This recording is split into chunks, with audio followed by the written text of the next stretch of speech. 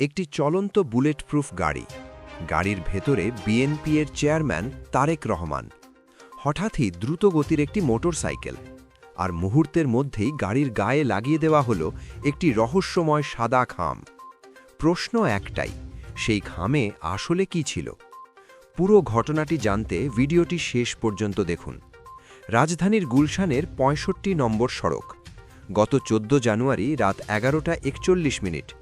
হঠাৎ একটি সাদা রঙের হিরো হাঙ্ক মোটরসাইকেলে আসা এক ব্যক্তি তারেক রহমানের চলন্ত বুলেটপ্রুফ গাড়ির গায়ে টেপ দিয়ে একটি সাদা খাম সেঁটে দেয় এবং মুহূর্তের মধ্যেই দ্রুত পালিয়ে যায়।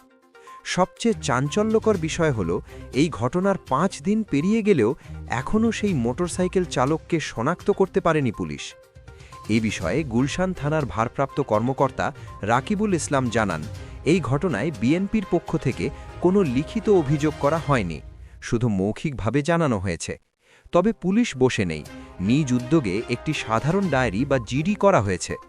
ঘটনাস্থলের সিসিটিভি ফুটেজ সংগ্রহ করে বিশ্লেষণ চলছে। কিন্তু সমস্যা একটাই, ফুটেজ পরিষ্কার নয়, ফলে এখনও মোটরসাইকেল ও চালককে শনাক্ত করা সম্ভব হয়নি। এখন আসি সবচেয়ে রহস্যময় অংশে, খামের ভেতরে কি ছিল। পুলিশ জানায় খামটি তাদের হাতে দেওয়া হয়নি, তবে তারেক রহমানের নিরাপত্তায় নিয়োজিত ব্যক্তিরা জানিয়েছেন খামের ভেতরে কোনো চিঠি, চিরকুট বা বার্তা ছিল না। খামটি ছিল পুরোপুরি ফাঁকা। তাহলে প্রশ্ন থেকেই যায়, ফাঁকা খামই যদি হয়, তাহলে এমন ঝুঁকিপূর্ণ কাজ কেন? উদ্দেশ্য কি ছিল? এটা কি নিছক দৃষ্টি আকর্ষণ নাকি কোনো বার্তা? ঘটনাটি নিয়ে তদন্ত এখনও চলমান। পুলিশ বলছে রহস্য উদ্ঘাটনে তারা সর্বোচ্চ চেষ্টা চালিয়ে যাচ্ছে।